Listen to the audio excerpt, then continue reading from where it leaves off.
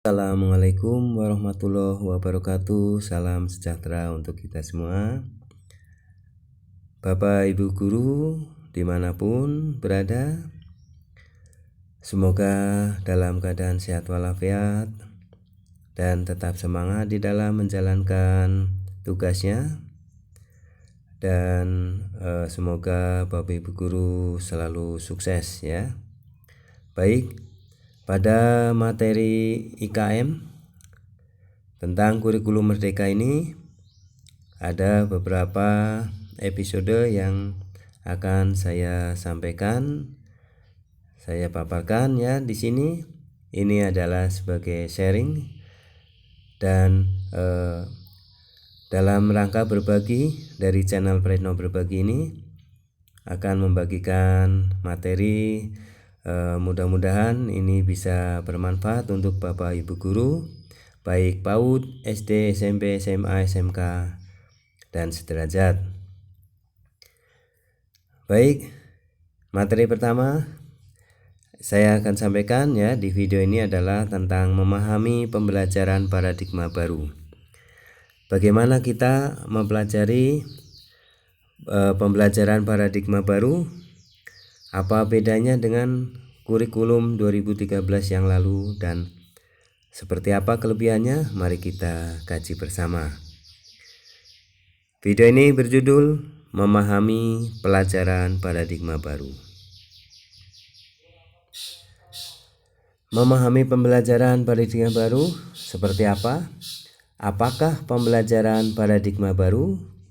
Nah, pengertiannya, pembelajaran paradigma baru memastikan praktek pembelajaran yang berpusat pada peserta didik atau student center ya, berpusat pada peserta didik, pada para siswa.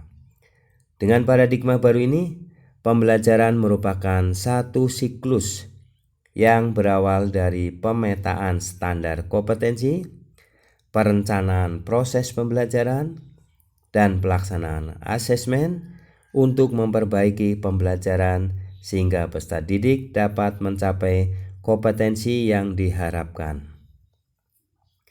Pembelajaran paradigma baru memberikan keleluasaan bagi pendidik untuk merumuskan rancangan pembelajaran dan asesmen sesuai dengan karakteristik dan kebutuhan peserta didik. Pada pembelajaran paradigma baru, profil pelajar Pancasila berperan menjadi penuntun arah yang memandu segala kebijakan dan pembaharuan dalam sistem pendidikan Indonesia, termasuk pembelajaran dan asesmen. Nah, di sini seperti siklusnya di sini ya. Jadi senternya ya, profil pelajar Pancasila ini akan meliputi ya dalam kurikulum itu tujuan pembelajarannya, kemudian pembelajaran dan asesmen adalah tiga hal yang menjadi sasaran ya, semuanya berkaitan. Proses asesmen, proses pembelajaran, dan tujuan pembelajaran ini adalah satu siklus ya yang bermuara pada tujuan pembelajaran dan dipandu oleh profil pelajar Pancasila. Baik. Nah, di sini profil pelajar Pancasila. Profil pelajar Pancasila, kompetensi dan karakter yang dapat dipelajari lintas disiplin ilmu, tertuang dalam 6 dimensi. Setiap dimensi memiliki beberapa elemen yang menggambarkan lebih jelas kompetensi dan karakter yang dimaksud, selaras dengan tahap perkembangan peserta didik, serta sebagai acuan bagi pembelajaran dan asesmen. Indikator kinerja pada setiap elemen dipetakan pada setiap fase, Secara umum, 6 dimensi profil pelajar Pancasila beserta elemen di dalamnya adalah sebagai berikut. Pertama, beriman bertakwa kepada Tuhan Yang Maha Esa dan berakhlak mulia. Pelajar Indonesia yang beriman bertakwa kepada Tuhan Yang Maha Esa dan berakhlak mulia adalah pelajar yang berakhlak dalam hubungannya dengan Tuhan Yang Maha Esa. Ia memahami ajaran agama dan kepercayaannya, serta menerapkan pemahaman tersebut dalam kehidupan sehari-hari. Ada 5 elemen kunci beriman bertakwa kepada Tuhan Yang Maha Esa dan berakhlak mulia, yaitu elemen akhlak beragama, akhlak pribadi, akhlak kepada manusia, akhlak kepada alam, dan akhlak bernegara. 2. Berkebinekaan global. Pelajar Indonesia mempertahankan budaya luhur, lokalitas, dan identitasnya, dan tetap berpikiran terbuka dalam berinteraksi dengan budaya lain, sehingga membutuhkan rasa saling menghargai dan kemungkinan terbentuknya dengan budaya luhur yang positif dan tidak bertentangan dengan budaya luhur bangsa. Elemen dan kunci kebinekaan global meliputi mengenal dan menghargai budaya, kemampuan berkomunikasi interkultural dalam berinteraksi dengan sesama, dan refleksi dan tanggung jawab terhadap pengalaman kebinekaan. Elemen ketiga, bergotong royong. Pelajar Indonesia memiliki kemampuan bergotong royong, yaitu kemampuan untuk melakukan kegiatan secara bersama-sama dengan sukarela agar kegiatan yang dikerjakan dapat berjalan lancar, mudah, dan ringan. Elemen-elemen dan dari bergotong royong adalah kolaborasi, kepedulian, dan berbagi. Ya, ini ya. Ini profil pelajar Pancasila. Ada 6 elemennya ya. Nah, yang keempat, mandiri. Pelajar Pancasila merupakan pelajar mandiri, yaitu pelajar yang bertanggung jawab atas proses dan hasil belajarnya. Elemen kunci dari mandiri terdiri dari kesadaran akan diri dan situasi yang dihadapi serta regulasi diri. 5. Bernalar kritis. Pelajar yang bernalar kritis mampu secara objektif memproses informasi baik kualitas maupun kuantitatif, membangun keterkaitan antara berbagai informasi, menganalisis informasi dan mengevaluasi dan menyimpulkannya. Elemen-elemen dari bernalar kritis adalah memperoleh dan memproses informasi dan gagasan, menganalisis dan mengevaluasi penalaran, refleksi pemikiran dan proses berpikir, dan mengambil keputusan. 6. Kreatif, artinya pelajar kreatif mampu memodifikasi dan menghasilkan sesuatu yang orisinal, bermakna, bermanfaat, dan berdampak. Elemen kunci dari kreatif terdiri dari menghasilkan gagasan yang orisinal serta menghasilkan karya dan tindakan yang orisinal. Nah, di sini pembelajaran paradigma baru ya, yang tadi ini kita mengenal tentang profil pelajar Pancasila. Nah, di sini profil pelajar Pancasila dibangun di satuan pendidikan ya. Ini ada terdiri dari intrakurikuler dan ekstrakurikuler ya di dalam, serta budaya sekolah. Nah, kompetensi dan karakter yang dijabarkan dalam profil pelajar Pancasila dibangun dalam keseharian dan dihidupkan dalam diri setiap individu peserta didik melalui budaya sekolah, pembelajaran intrakurikuler, proyek penguatan profil pelajar Pancasila maupun ekstrakurikuler. Jadi kompetensi dan karakter yang dijabarkan tadi ya ada 6 ya. 6 profil pelajar Pancasila itu diajarkan dalam kehidupan sehari-hari di sekolah ya, melalui kegiatan intrakurikuler, ekstrakurikuler, dan budaya sekolah ya. Di sini akan terbentuk seperti apa profil pelajar Pancasila yang punya 6 profil itu ya. Baik. Nah, kerangka pada sekolah penggerak ya ini dilaksanakan ya, bahwa pada kurikulum Merdeka ini dilaksanakan pada sekolah penggerak. Nah, bagaimana pembagian peran pemerintah dan satuan pendidikan dalam pembelajaran paradigma baru ini? Nah, bagaimana ya peran dari pemerintah dan satuan pendidikan atau sekolah itu dalam pembelajaran paradigma baru ini?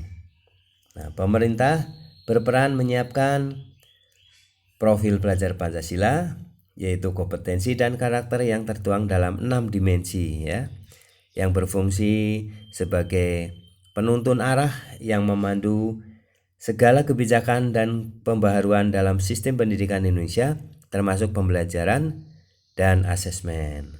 Yang kedua, yang disiapkan oleh pemerintah adalah struktur kurikulumnya, jabaran mata pelajaran beserta alokasi jam pembelajaran itu sudah disiapkan oleh pemerintah. Yang ketiga, pemerintah menyiapkan capaian pembelajaran, yaitu kompetensi dan karakter yang dapat dicapai setelah menyelesaikan pembelajaran dalam kurun waktu tertentu. Yang keempat yang harus disiapkan oleh pemerintah adalah prinsip pembelajaran dan asesmen, berfungsi sebagai nilai-nilai mendasari pelaksanaan pembelajaran dan asesmen ya. Ini adalah peran dari pemerintah. Sekarang komponen yang dikembangkan oleh satuan pendidikan apa ya? Nah, yang tadi oleh pemerintah adalah disiapkan profil pelajar Pancasila, struktur kurikulumnya, capaian pembelajarannya, dan prinsip pembelajaran dan asesmen. Sekarang satuan sekolah atau satuan pendidikan atau sekolah itu menyiapkan kurikulum operasional. Ya, kurikulum operasional ini dijabarkan ya. Jadi menjabarkan kebijakan, rencana program dan kegiatan yang akan dilakukan satuan pendidikan atau sekolah dalam melaksanakan pembelajaran paradigma baru. Nah, ini paradigma baru ini sekolah berperan adalah menjabarkan, menyusun kurikulum operasional. Yang kedua adalah perangkat ajar. Berbagai perangkat ajar yang digunakan untuk mendukung pembelajaran paradigma baru ini dikembangkan oleh sekolah atau satuan pendidikan. Jadi pemerintah hanya menyediakan contoh kurikulum operasional dan beragam perangkat ajar untuk membantu satuan pendidikan yang membutuhkan referensi atau inspirasi dalam pembelajaran. Jadi hanya sebagai referensi ya. Jadi Bapak Ibu guru, kita sebagai sekolah itu tidak mendapatkan ya full apa semuanya sudah itu perangkat ajarnya, tetapi sebagai referensi ya. Pemerintah hanya memberikan sebagai contoh dan nanti dikembangkan oleh sekolah masing-masing. Sehingga Bapak Ibu guru di dalam mengembangkan modul ajar ya maupun asesmennya itu mengembangkan diri ya. Ya, kita referensi dari pemerintah ya, dari sekolah-sekolah penggerak yang sudah melaksanakan. Satuan pendidikan diberikan kemerdekaan untuk memilih atau memodifikasi contoh kurikulum operasional dan perangkat ajar yang tersedia atau membuat sendiri sesuai dengan konteks, karakteristik, serta kebutuhan peserta didik. Nah, jadi terjawab sudah ya, Bapak Ibu guru, tidak menunggu ya mendapatkan perangkat ajar dari pemerintah, dalam hal ini Kemendikbudristek, tetapi mengembangkan, mengedit atau merevisi dari yang sudah ada, contoh yang sudah ada, kemudian dikembangkan dan dibuat oleh Bapak Ibu guru sendiri, karena Bapak Ibu guru yang tahu ya karakteristik apa di sekolah itu bisa dilakukan. Jadi tidak terpaku karena perangkat ajar atau administrasi ini tidak ada yang terbaik. Yang terbaik adalah yang bisa dilaksanakan dan bisa mencapai tujuan pembelajaran atau capaian pembelajaran itu. Ya. Nah, di sini kerangkanya ya dalam pembelajaran paradigma baru ini, kerangka tujuannya yaitu tujuan pendidikan nasional ya, sebagai muara ya pendidikan di Indonesia, maka akan mencapai tujuan pendidikan nasional. Ini dikembangkan melalui profil pelajar Pancasila yang berdasarkan standar kompetensi lulusan. Kalau untuk PAUD itu STTPA. Kemudian ada standar isi, standar proses, standar penilaian. Ini sudah ditetapkan oleh pemerintah ya. Sebagai sekolah hanya mengembangkan sesuai dengan yang telah ditetapkan oleh pemerintah. Nah, baik, itu saja ya Bapak Ibu guru. Inilah gambaran sedikit ya mengenai seperti apa pembelajaran paradigma baru pada kurikulum Merdeka ini. Dan Bapak Ibu guru pastinya akan tetap nanti melaksanakan ya. Walaupun sekarang K13, nanti tahun berikutnya secara bertahap, kelas berikutnya juga menerapkan implementasi kurikulum Merdeka. Tetap semangat Bapak Ibu guru, dan semoga sedikit pencerahan ini bisa menambah wawasan Bapak Ibu guru tentang bagaimana kita memahami pembelajaran paradigma baru ya yang akan kita laksanakan. Terima kasih, semoga bermanfaat. Assalamualaikum warahmatullahi wabarakatuh.